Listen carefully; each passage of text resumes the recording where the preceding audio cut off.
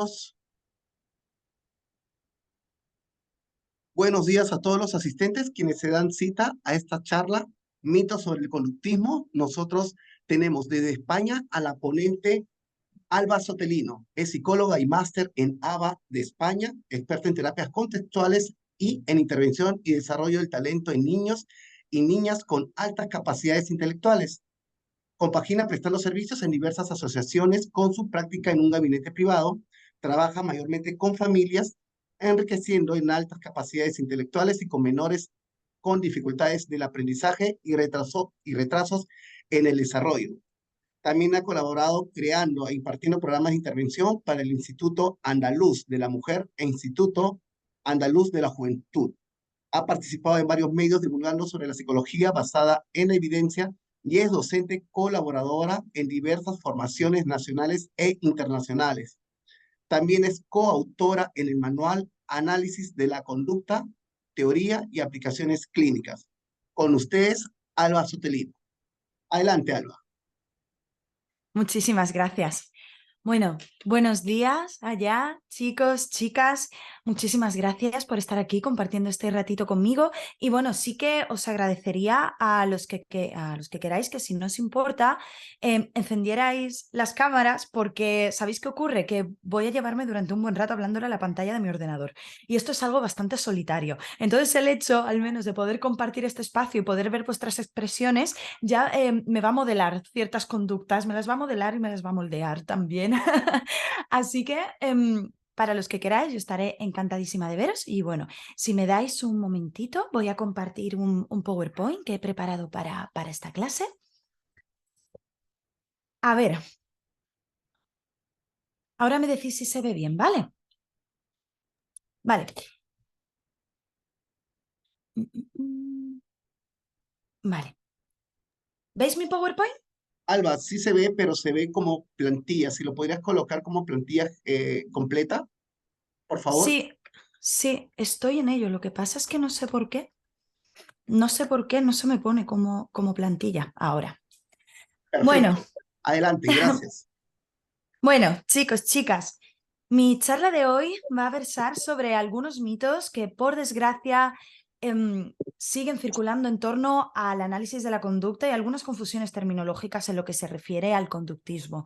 Y es que, bueno, en este caso, a mí me gusta contar mi historia, ¿vale? Así que, bueno, ante todo, he venido a perturbar vuestro descanso este viernes a las 10 de la mañana. Sí que, como he comentado previamente, voy a empezar por presentarme. Como el compañero ha comentado, yo soy Alba. Y como os he dicho, me gusta empezar contando mi historia porque yo realicé la licenciatura en psicología y después de 5 años estudiando psicología, escuchando hablar diariamente sobre psicología, leyendo sobre psicología, yo no entendía qué era eso del conductismo, no sabía realmente qué era el análisis de la conducta. A mí me hablaban del modelo cognitivo-conductual, yo no sabía ni diferenciaba qué era lo cognitivo, qué era lo conductual, en qué se diferenciaba realmente de otras disciplinas o de otras corrientes dentro de la psicología. Y bueno, con el tiempo... yo fui desarrollando también muchas creencias que reforzaban estos mitos que vamos a ir viendo. Y de hecho, como os digo, yo terminé la licenciatura renegando del conductismo y renegando del modelo cognitivo-conductual porque pensaba que realmente era muy simplista, que no tomaba en cuenta las emociones de los seres humanos, que se basaban básicamente en los modelos de aprendizaje animal. De hecho, yo tenía compañeros y compañeras que eran alumnos y alumnas internas en los laboratorios dentro del departamento de psicología básica y para mí que eran como de otro mundo, ¿no? Yo decía, vale, muy bien, está muy bien experimentar con ratas, con palomas, sí que puedo entender que hay procesos de reforzamiento implicados, que estos procesos de reforzamiento, de castigo, del modelado y moldeamiento de contingencias pueden afectarnos a la vida diaria, pero bueno, yo estoy aquí para ayudar a las personas. Yo no estoy aquí para trabajar con ratas y con palomas en un laboratorio. Así que claro, para mí esto era como una realidad ajena a la que yo realmente estaba viviendo. Así que Desconozco cómo es el modelo educativo universitario actual en Perú, pero bueno, sí que sé que en otros países sigue versando también muchísima información en torno a la corriente psicoanalítica y se desconoce también mucho de lo que es esto del análisis de la conducta. Así que bueno, espero que este ratito que pasemos juntos sea enriquecedor para vosotros, para vosotras y sobre todo os llevéis un aprendizaje que de alguna manera podéis incorporar a vuestra práctica clínica diaria. Me vais a disculpar si en algún momento puedo llegar a emplear alguna terminología que es un poquito más técnica, pero bueno, adaptaré el lenguaje para todos los públicos porque ante todo hay que ser accesibles, ¿verdad? Así que bueno, vamos a empezar recalcando una realidad que consideramos simple, consideramos de sentido común, pero como bien sabemos, el sentido común muchas veces es el menos común de los sentidos y es que el conductismo no es un culto satánico, ¿vale? No somos un culto, no somos una secta y efectivamente sí, va muchísimo más allá del laboratorio. ¿A qué me refiero con esto? A que me resulta muy curioso cómo pasan los años y se sigue viendo a las personas que practican, o sea, que ejercen su práctica clínica desde el enfoque analítico-conductual, desde el enfoque basado en la filosofía del conductismo, como un reducto de personas que básicamente lo que quieren es el mal. Queremos convertir a los seres humanos en robots, que estamos completamente fuera de lo humano, vemos a las personas como una maquinaria y en absoluto es así, ¿vale? Y es que creo que uno de los grandes mitos que siguen extendidos a día de hoy es que tratamos a las personas como estas máquinas, ¿no? Descuidamos lo humano y sin tener absolutamente nada en cuenta lo biológico o estas variables innatas que puedan estar afectando a la vida de la persona y puedan estar formando parte de su historia de aprendizaje. Y claro, aquí he querido ilustrar esta imagen con un supervillano, bueno, todos lo conocemos, de Spider-Man y demás, y es que muchas veces cuando se habla de conductismo es, wow, conductismo, wow, quieren formar a dictadores, quieren formar a niños que piensen todos igual, quieren establecer un único modelo de aprendizaje, etcétera, etcétera.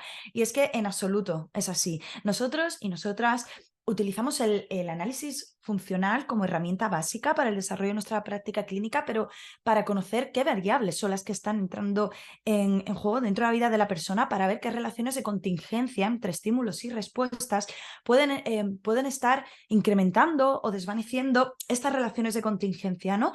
¿Cómo podemos ir moldeando o modificando comportamientos, pero siempre con el objetivo de mejorar la calidad de vida de cada persona? Y por supuesto que vamos a tener en cuenta lo lógico, y lo lógico, perdón, lo biológico. Y es muy curioso, hace unos meses estuve escuchando una charla maravillosa de María Jesús Frocham, que si no estáis familiarizados y familiarizadas con su trabajo, os recomiendo encarecidamente que lo busquéis. Y ella hablaba un poco de este rechazo que se tiene desde las terapias humanistas hacia el modelo conductual. Y es muy curioso porque esto ya lo comentaba Skinner, que es que de alguna manera la ciencia y el humanismo no tienen por qué oponerse. Y que es curioso que en muchísimas ocasiones la cultura no quiere entender al ser humano con fines científicos. Para ellos, estudiar científicamente el comportamiento dentro de un ambiente implica de alguna manera deshumanizar a la persona, implica de alguna manera extraerle este componente que nos puede diferenciar de los animales. Y en absoluto tiene por qué ser así. El análisis de la conducta no lleva emparejada una deshumanización. Al contrario, como os comento, nuestro objetivo siempre va a ser mejorar la calidad de vida de cada persona. Otro de los grandes mitos que están, por desgracia, muy extendidos a día de hoy es que la descripción del comportamiento, ay, perdón, se reduce únicamente a los rasgos que el ser humano comparte con los animales porque se trabaja en un laboratorio con ratas blancas. Claro, esto fue lo que me pasaba a mí, lo que os he comentado anteriormente, que yo realmente no veía la relación entre qué es lo que le está ocurriendo a una persona con una determinada problemática que le está afectando a nivel emocional y el hecho de que paloma picotee una tecla o el hecho de que una rata tarde más o menos tiempo en recorrer un laberinto, ¿verdad? Y claro, que aquí, ¿qué es lo que ocurre? Sí,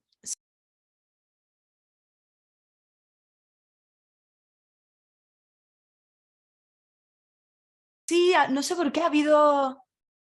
ha habido un error y se me ha cerrado Zoom. No sé por qué. Bueno, no os preocupéis. Volvemos por donde íbamos. Se me ha cerrado Zoom de repente y cuando me he dado cuenta le estaba hablando a la pantalla de mi ordenador y no sé por qué es lo que ha podido ocurrir. Bueno, nos hemos quedado, vamos a ver, por esta descripción del comportamiento que, según estos mitos que siguen impregnando al análisis de la conducta, se reduce únicamente a los rasgos que el ser humano comparte con los animales porque se trabaja desde el ámbito del laboratorio. Y como os estaba comentando, que bueno, realmente en cualquier tipo de investigación científica se suele ir de lo simple a lo complejo, como en todas las disciplinas científicas, ¿vale? Obviamente la conducta de los seres humanos es muchísimo más compleja y muchísimo más difícil de controlar y de predecir que la de una rata o la de una paloma. Y de hecho también os comentaba que, claro, yo en su momento, cuando estaba estudiando todo esto, me veía muy identificada con este planteamiento porque no entendía cómo una problemática que pudiera estar afectando emocionalmente a la vida de la persona en distintos contextos tuviera que ver con lo que tarda una rata en resolver ciertas tareas o lo que tarda una paloma en picotear una tecla, ¿no? Pero tenemos que tener en cuenta, y esto es muy importante, que las leyes de aprendizaje, los principios básicos sobre los que se sustenta el aprendizaje y la conducta, no únicamente se basan en modelos humanos. Y es que los animales y los humanos, porque los humanos al fin y al cabo también somos animales, partimos de los mismos preceptos, de las mismas leyes del aprendizaje. Por lo tanto, se puede generalizar, ¿vale? Y aquí vamos con otro de los grandes mitos, que es que los resultados que obtenemos gracias al trabajo y la investigación del laboratorio, de la parte más teórica de análisis, no se pueden extrapolar a la vida real. Aquí me he permitido hacer una pequeña broma y he puesto una escena de un capítulo de Big Bang Theory, imagino que todos y todas conocéis esta serie, en la cual Sheldon le intenta poner en práctica un modelo de condicionamiento clásico con Penny porque no le gustaba cuando Penny hablaba por teléfono porque hablaba muy alto, ¿vale? Entonces quería reducir ya no únicamente la frecuencia con la que hablaba por teléfono, sino que quería reducir el tono, quería fomentar o reforzar que Penny hablara en tonos más graves. Entonces, cada vez que Penny hablaba por teléfono y hablaba en el tono que Sheldon quería, pues le ofrecía un chocolate. Claro, como os he comentado, esto es a modo de ejemplo, de una forma, pues bueno, simpática, pero sí que es cierto que esto es importante matizarlo. Por supuesto que los resultados de laboratorio se pueden extrapolar a la vida real. De hecho, ese es el objetivo de la investigación, generar un corpus teórico lo suficientemente grande para que se pueda aplicar en la práctica clínica. Y es que realmente cuando hablamos de conductismo no estamos hablando de una rama de la psicología, de una vertiente, sino que estamos hablando de la filosofía que sustenta todo el corpus del análisis conductual aplicado. Y dentro de todo este corpus tenemos esta parte más teórica, pero luego sí que tenemos la parte más aplicada. Y esta parte aplicada lo que va a hacer es utilizar una tecnología que se basa en todos estos preceptos teóricos que previamente se han ido estudiando en un laboratorio. Y es que, claro, si por ejemplo queremos poner en marcha un avión o un coche, nosotros podemos construirlo, realmente no vamos a saber cómo funciona hasta que no empecemos a utilizar este vehículo, ¿verdad?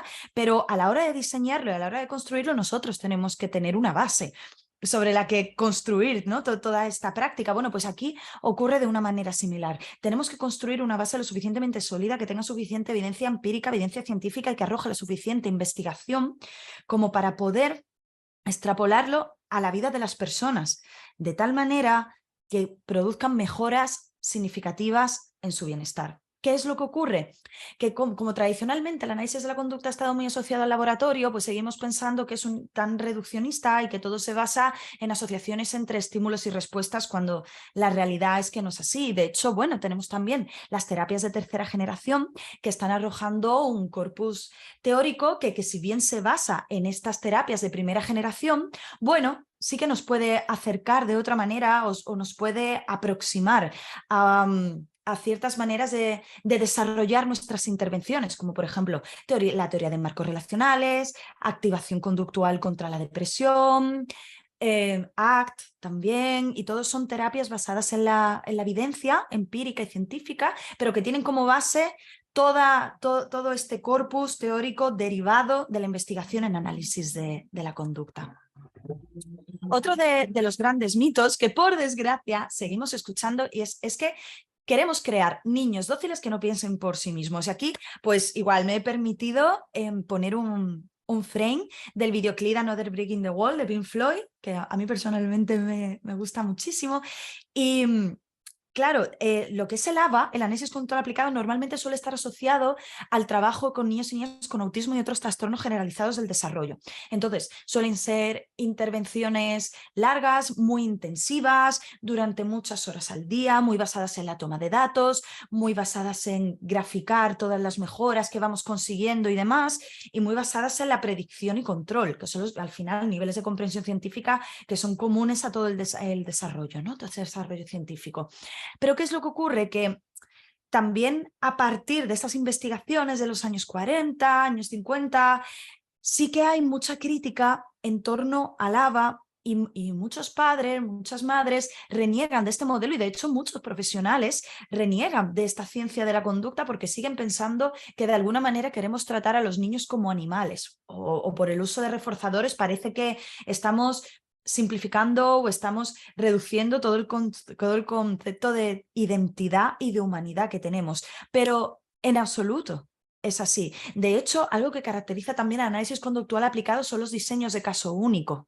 Nosotros nos vamos a centrar en la persona, para la persona, comprendiendo cuáles son sus necesidades, comprendiendo cuál es la línea base de la que parte, conociendo su historia de aprendizaje, en qué contexto vive, y nuestra función va a ser también ver de qué manera podemos cambiar todas estas variables ambientales para que la persona se encuentre lo más adaptada posible. Y cuando trabajamos con niños y niñas con necesidades educativas especiales, vamos a ir enseñándoles habilidades para que estos niños, estas niñas estén lo más adaptados posible a su entorno.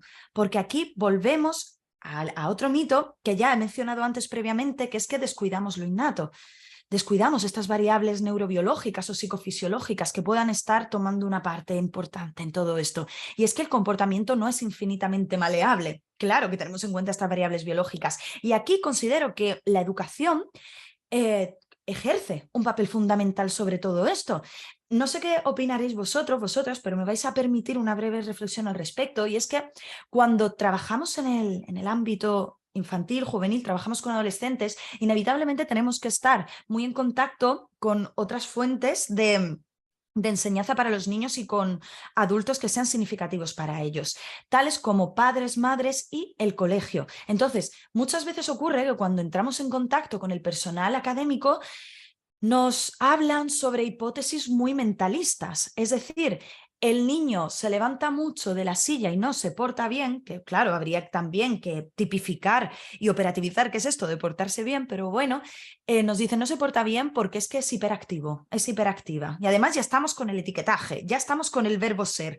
Es hiperactivo, es disléxico, es malo, es torpe, es mal estudiante, es vago y todo tiene que ver con ese verbo ser tan importante que luego vamos atribuyendo a nuestra propia identidad, ¿verdad?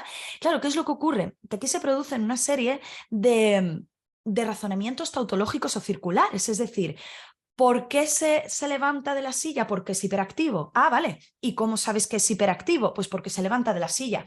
Al final siempre estamos haciendo énfasis en estos criterios observables y conductuales y estas hipótesis mentalistas ni nos ayudan a comprender, ni a predecir, ni a controlar, ni a poner en marcha ningún tipo de intervención, porque no estamos atendiendo a las variables de cada persona en su conjunto, sino que estamos atendiendo a una generalidad. Entonces, muchas veces, como insisto, no sé cuál será vuestra experiencia, pero bueno, sí que me lo he encontrado, que tenemos a niños a los que sí se les puede enseñar y a niños a los que no se les puede enseñar. Pobrecitos. ¿Por qué? Porque sus capacidades cognitivas no dan para que este niño adquiera determinados conocimientos. Bueno, pero tendremos que evaluar, tendremos que ver. Y es verdad que muchas veces se siguen haciendo hipótesis biológicas sobre todo esto y también hipótesis vagas del tipo, no, es que este niño o esta niña no es lo suficientemente maduro, no tiene el cerebro lo suficientemente maduro.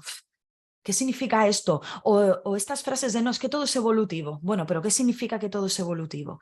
Vamos a ir explicando todo esto. Entonces, sí que considero que la educación tiene un papel fundamental en torno a cómo construimos la realidad, cómo las familias se van desenvolviendo en su día a día y sobre todo es un corpus teórico muy importante. Y es que la escuela, los profesores, directores, orientadores, son agentes de socialización muy importantes también, son un sustento para las familias y si estos mismos profesionales siguen anclados en estas hipótesis mentalistas, difícilmente vamos a poder evolucionar hacia una ciencia de la conducta que pueda establecer realmente hipótesis funcionales de cara a mejorar la vida de las personas, como he venido comentando anteriormente.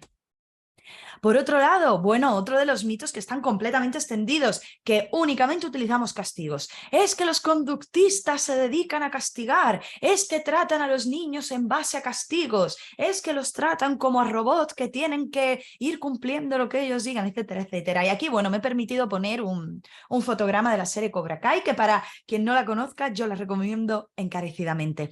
Y es que en este caso, para empezar, existe una gran confusión terminológica cuando nos referimos a castigos, porque creo que ahora, desde hace unos años para acá, están muy de moda también estas corrientes dentro de la psicología o de la enseñanza o de la pedagogía que hablan sobre educar sin castigos.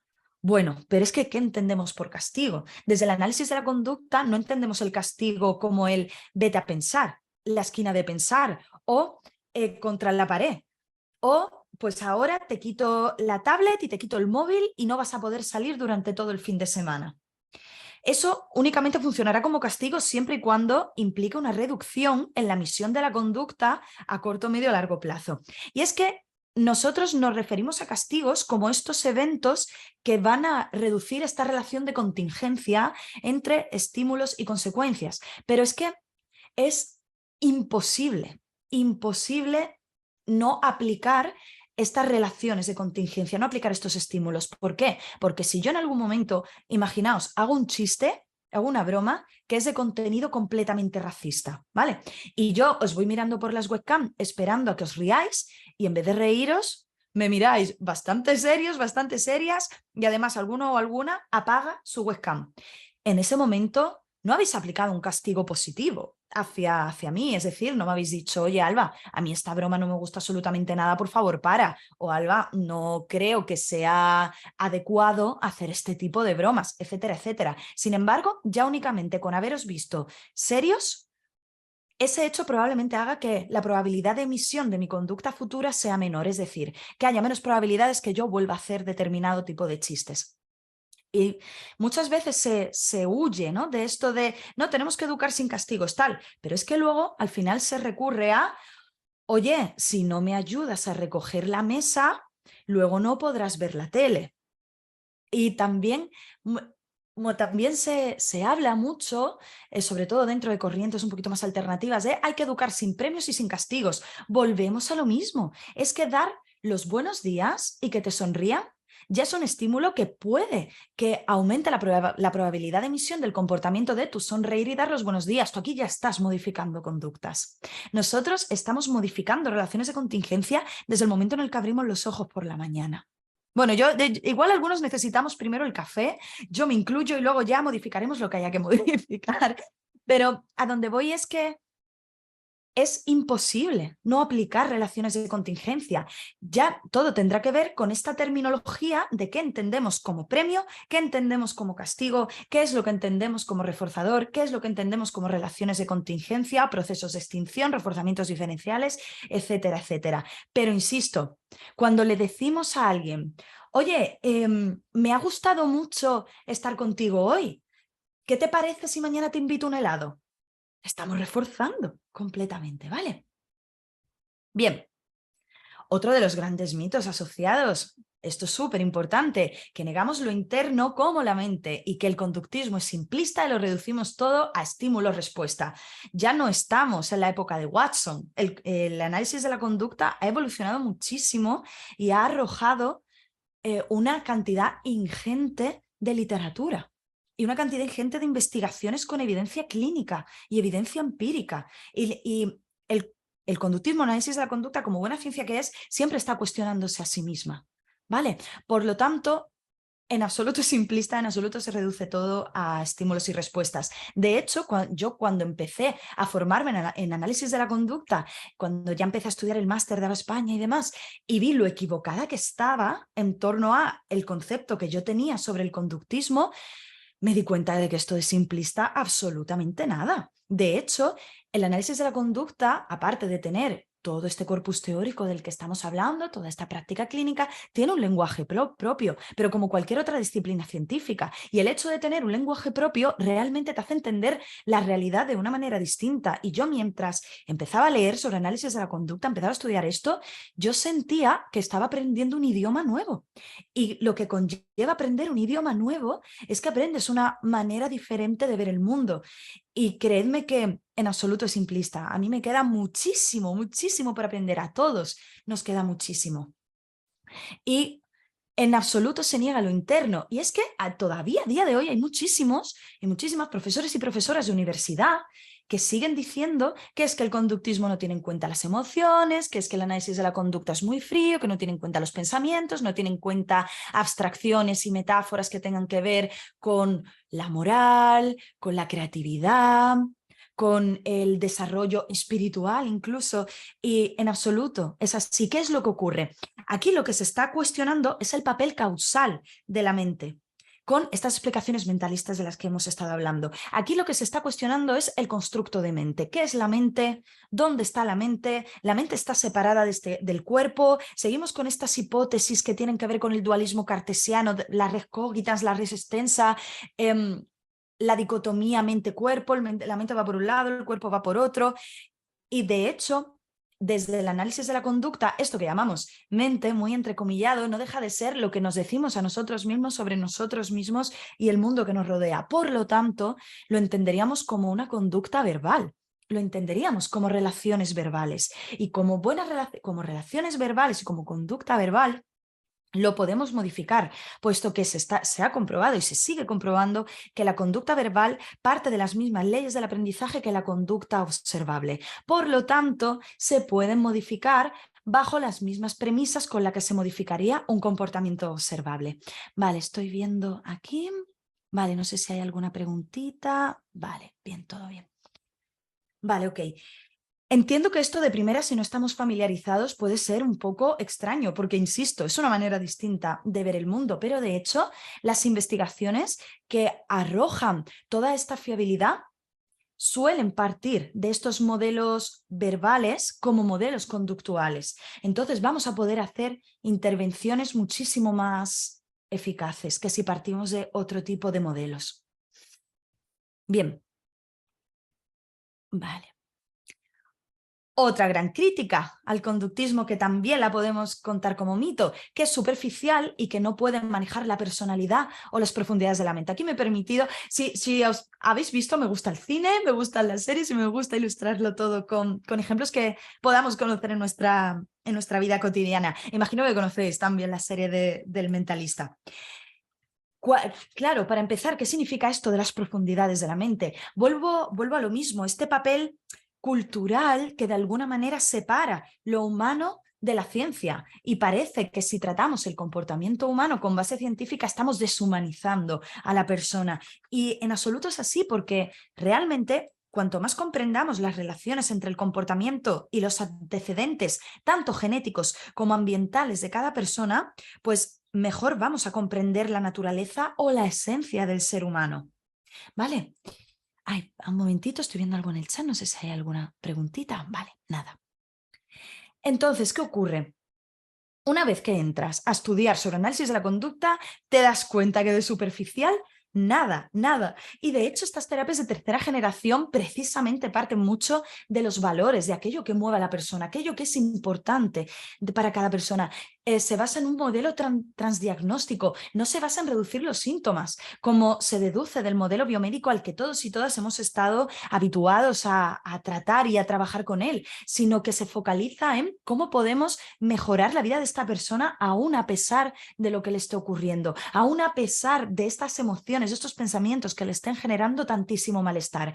¿Qué ocurre? Que, insisto, como estamos acostumbrados a este modelo biomédico basado en los diagnósticos y estamos acostumbrados al DSM, lo que vemos es un conjunto de síntomas bueno, son creados por el ser humano, ¿vale? Porque no olvidemos que los diagnósticos, pues bueno, son constructos que se crean dentro de la comunidad científica para crear una realidad que podamos entender de entre los mismos profesionales. Pero en mi caso, si a mí me viene una mamá o un papá y me dicen, no, es que mi niño es negativista desafiante, bueno, por el diagnóstico más o menos puedo ir viendo por dónde va encaminado el asunto, pero yo no tengo ni idea de cómo se ha originado el problema, qué variables son las que están manteniendo el problema, qué variables son las que lo están reforzando, en qué contextos, en qué ambientes, bajo qué situaciones se está dando esta problemática, qué factores protectores hay en el entorno, es decir, cómo se solucionan los problemas, cuándo ocurre esto de otra manera, si el niño hace algo de una manera distinta, si no la hace,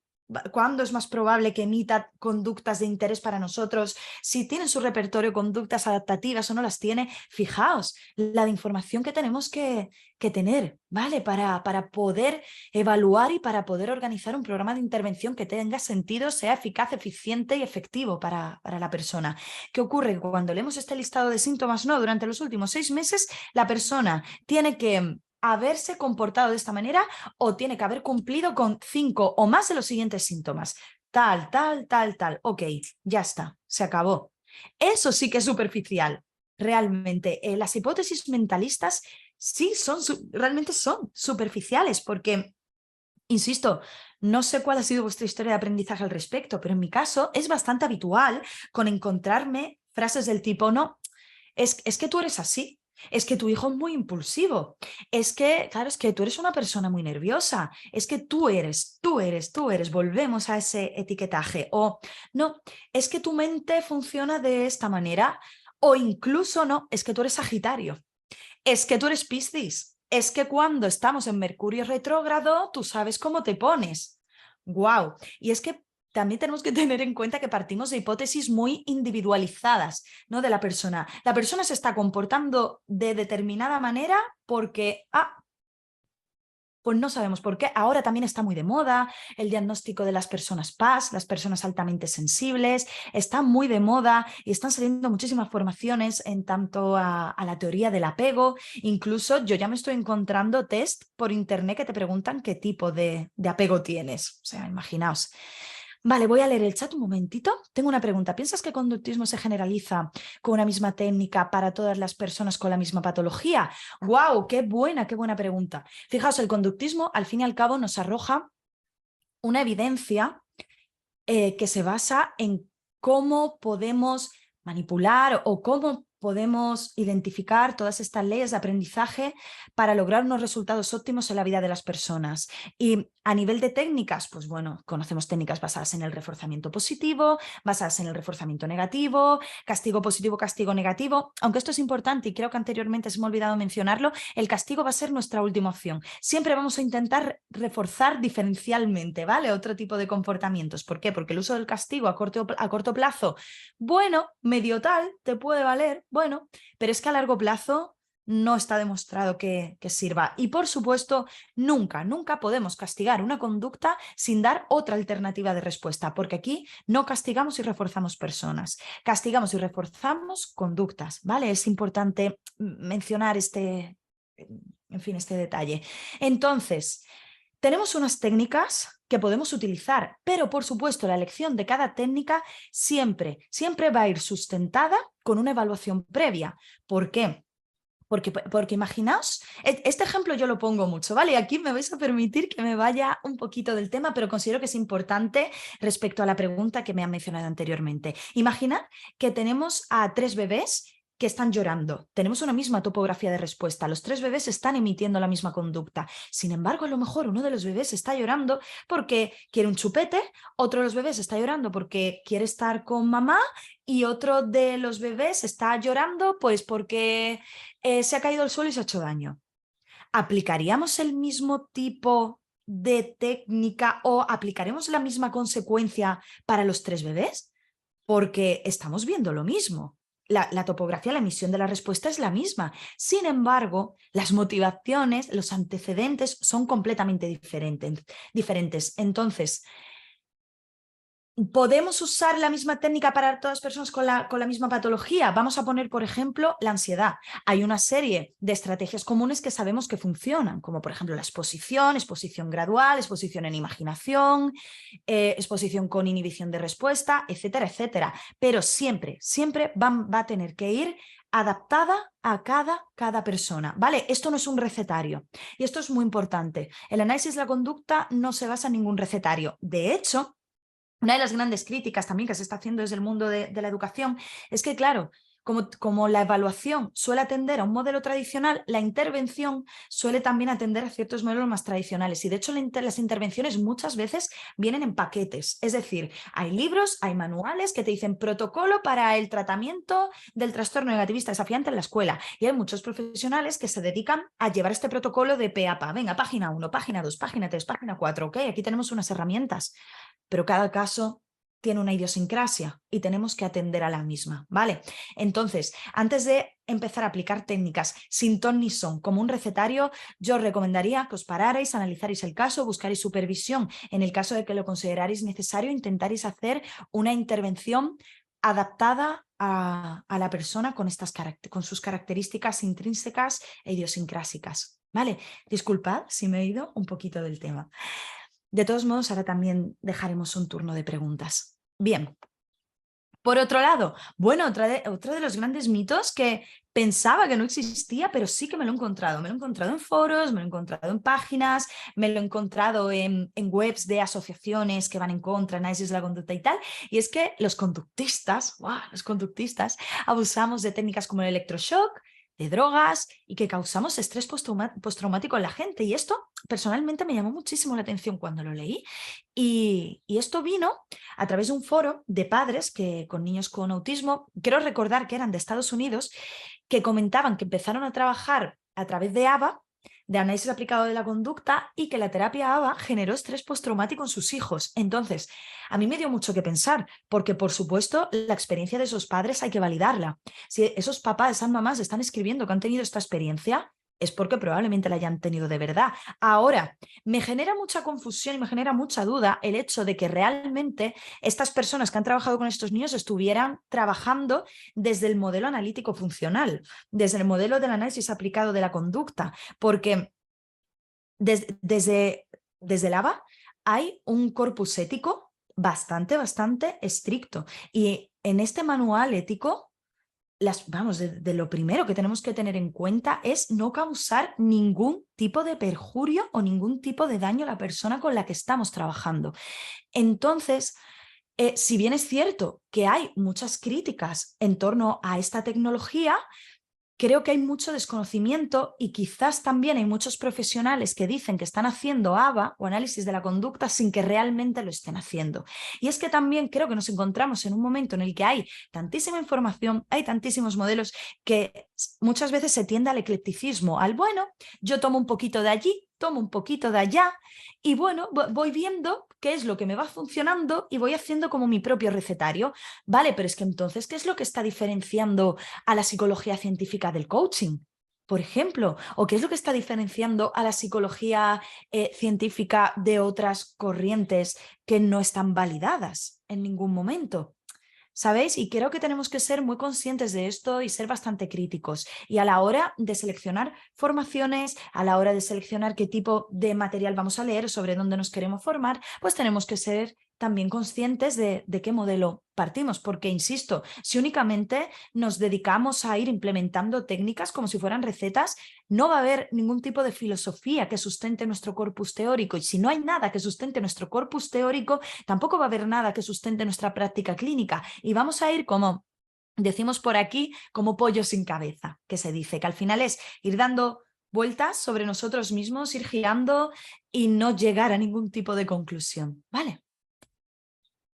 Y luego, por supuesto, el conductismo ha muerto, es algo viejo y obsoleto. De hecho, hace poco, no me acuerdo con quién estaba hablando, que me dijo, pero el conductismo sigue existiendo, pero todavía sigue habiendo conductistas. Y me llamó muchísimo la atención. Y también recuerdo hace un par de años ya, hablando con un amigo, me decía, bueno, a mí el conductismo me parece bien para problemas un poco más superficiales, problemas de conducta, pero ya para cuestiones un poco más internas que tengan que ver con cómo me siento yo, el sentido del yo, mi identidad, problemas más emocionales, pues el conductismo se queda corto. Y me pareció muy curioso porque eso también tiene que ver con la desinformación que hay al respecto. Pero claro, es que esta misma desinformación en múltiples ocasiones viene por parte del mismo personal universitario. Esta desinformación se sigue transmitiendo, por desgracia, entre los mismos profesores de universidad. Entonces, ¿cómo podemos culpar a nadie que tenga esta desinformación? Si es que los mismos profesionales la acaban teniendo. Y es que, claro, aquí estamos hablando del conductismo, pero realmente dentro de la filosofía del conductismo hay muchos tipos de conductismo. De hecho, no sé si había hasta 14, o sea, yo ya aquí me he perdido un poco, ¿vale? Pero bueno, la cuestión es que los conductismos realmente a lo largo de las últimas décadas han desarrollado grandes avances teóricos, grandes avances aplicados. Por ejemplo, la teoría de los marcos relacionales, como he comentado previamente, terapia de activación conductual, además del éxito del análisis conductual aplicado para el autismo, pero no únicamente para el autismo. Y es que muchas veces tenemos relacionado ABA con autismo y el análisis aplicado de la conducta lo podemos ejercer en múltiples contextos de nuestras vidas. Y, por supuesto, que solo sirve para el entrenamiento animal, ¿vale? Que solamente sirve para domesticar animales. De hecho, también es muy típico que cuando aprendes qué es esto el condicionamiento clásico, intentes condicionar a tu perro. A mí me pasó, yo lo intenté, no conseguí absolutamente nada, ¿vale? Lo hice fatal, pero yo lo intenté. Entonces, el conductismo, el análisis aplicado de la conducta o el ABA, o bien va enfocado o a niños con autismo o animales. Ostras, pero es que esto es una visión muy reduccionista de todo lo que está ocurriendo. Y es que toda la literatura que se está generando desde hace unos años para acá, todas las investigaciones que hay al respecto, ponen el foco no únicamente en estos sectores de intervención, sino también en recursos humanos, por ejemplo, psicología del deporte, entrenamiento con deportistas de alto rendimiento, más allá también del contexto clínico, en el contexto forense, en el contexto judicial. Y de hecho es muy interesante porque podemos ver cómo podemos cambiar sociedades gracias a la modificación de conducta. Realmente podemos cambiar la manera en la que pensamos, en la que nos comportamos, siempre en pro de crear una vida mejor para todos y para todas, siempre en pro de fomentar determinadas prácticas culturales que puedan ir de la mano con los derechos humanos. Y es que el conductismo, señoras y señores, no pretende castigar, no pretende crear modelos unitarios, no pretende ser un constructo monolítico que apoye a dictadores o apoye a maneras tradicionales de actuar.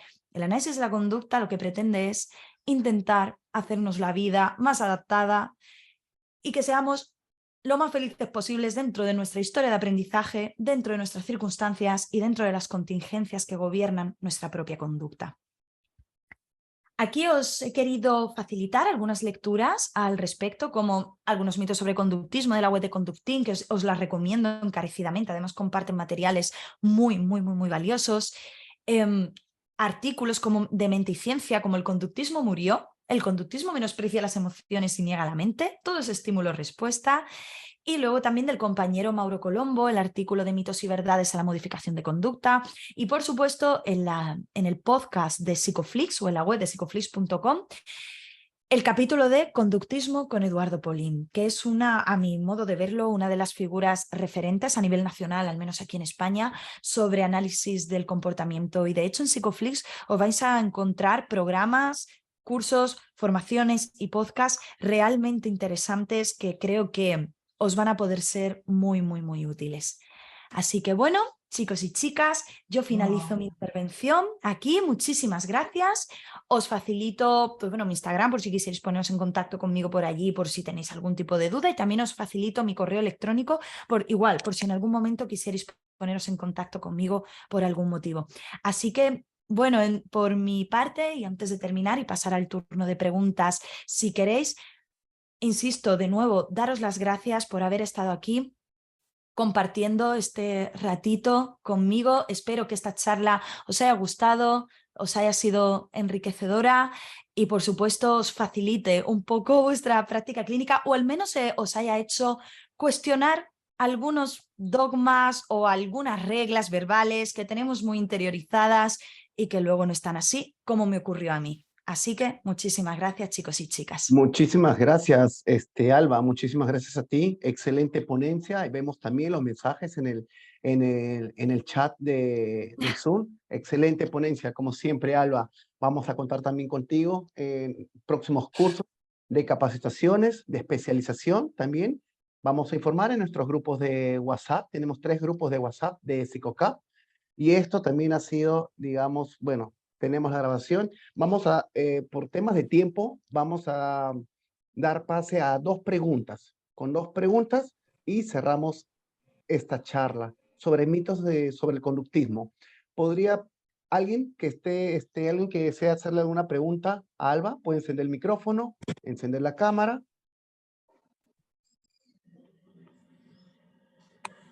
Bueno, aquí en Perú estamos un poco tímidos.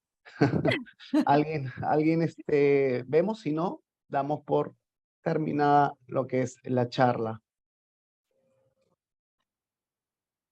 Bueno, yo Y lo ahí entiendo, vamos. siempre da Más, vergüenza, siempre da mucha sí, vergüenza preguntar. sí, más, y todos han estado con las cámaras apagadas, todos. No sé, no Bueno, entiendo por qué no sale mi cámara, pero no sé si me ven, pero bueno. sí, sí. ¿Sí se ve? Ok, no me veo. Ok, muchísimas gracias, Alba. Gracias a todos ustedes y vamos a... Una pregunta, Jimmy, ¿se me escucha? Sí, sí, sí. Hola. Adelante, Hola, adelante, ¿cómo están? adelante. Hola. Buenos días con todos. ¿Qué tal? Yo quería hacer una pregunta. ¿Qué tanto el tema del conductismo nos puede ayudar cuando trabajamos con niños con alguna condición? Llámese TDAH, llámese el tema de TEA. Vale, mirad.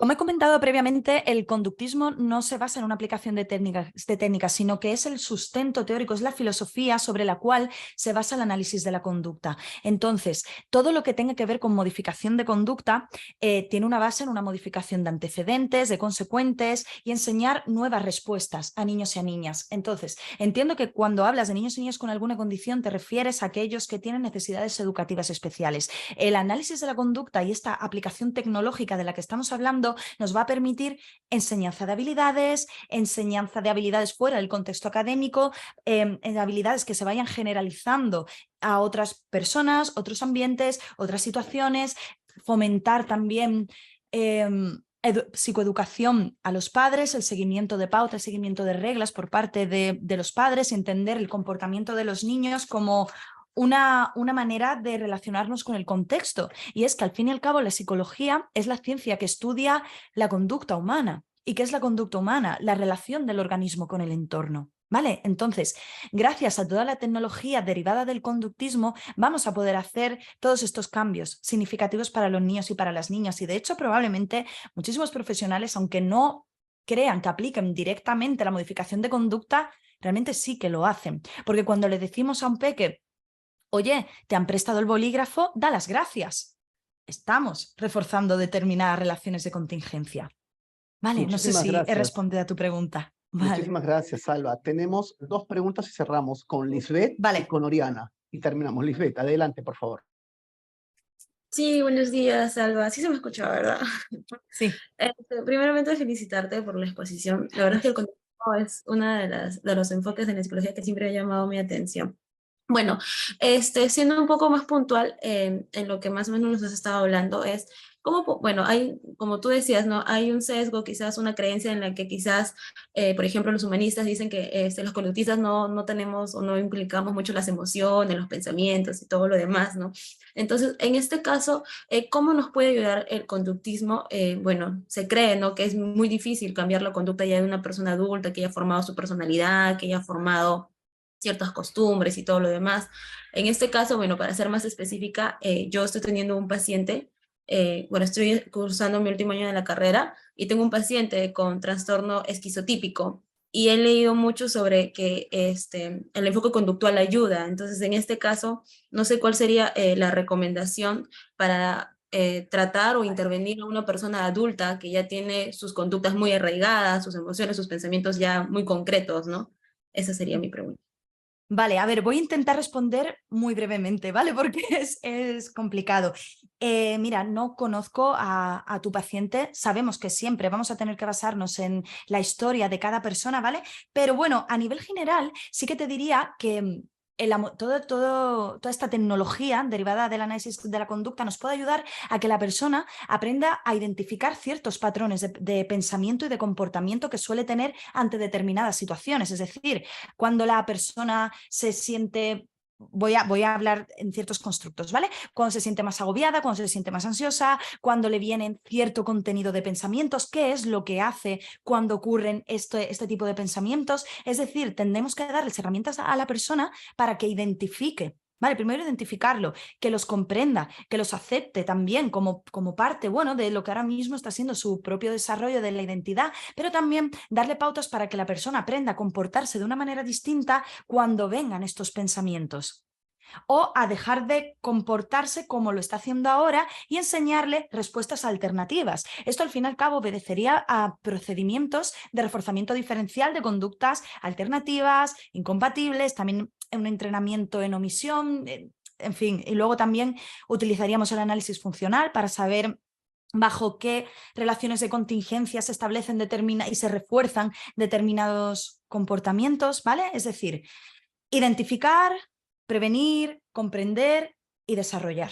Eso sería mi recomendación muy rápida y muy general, ¿vale?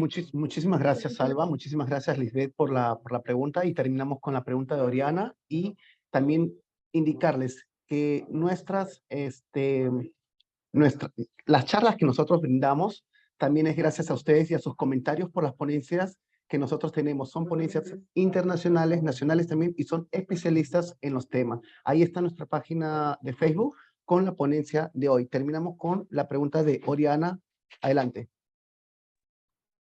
Sí, buenos días, Alba. Escuché esta semana justo, escuché un podcast en Psicoplix donde salías y me sorprendí mucho que justo era la ponencia de ti y mi pregunta va porque soy estudiante de último año de psicología y he llevado el curso de modelo cognitivo conductual. En realidad, por lo menos acá en Perú se trata más sobre todo ese tema, cognitivo conductual.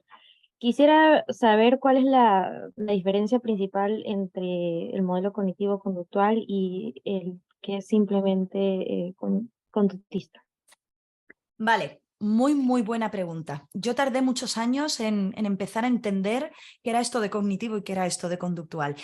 Fijaos, la revolución cognitiva llega en los 70, en los 80 y lo que la caracterizó, bueno, entre múltiples factores, fue la asunción de los esquemas mentales, ¿verdad? Hay una serie de esquemas que conforman nuestra realidad y pensamos, bueno, se piensa desde el modelo cognitivo que los pensamientos, todo lo mental, tiene una instancia propia. Es decir, por un lado está la conducta observable y por otro lado están los pensamientos. Y los pensamientos obedecen a unas leyes completamente distintas a lo que obedece a la conducta observable. Entonces, por un lado se habla del comportamiento y por otro lado se habla de los esquemas mentales, ¿vale? ¿Qué ocurre? Que desde el conductismo no se entienden estos esquemas mentales porque no se entiende que la conducta verbal, que es el pensamiento, sea diferente a una conducta observable, puesto que obedecen a las mismas leyes del aprendizaje. Entonces, lo que aquí se critica es el papel causal de la mente, ¿no? Esto que llamamos mente, ¿dónde está la mente? ¿Qué papel juega la mente? ¿Vale? ¿Por qué este constructo? Intentamos enfocarnos en que los pensamientos, al ser una conducta verbal más, pueden modificarse de la misma manera, pero no entendiendo los pensamientos como algo mágico, como una instancia mágica o de un orden o un orden superior que pueda tener la persona, ¿vale? No sé si he respondido.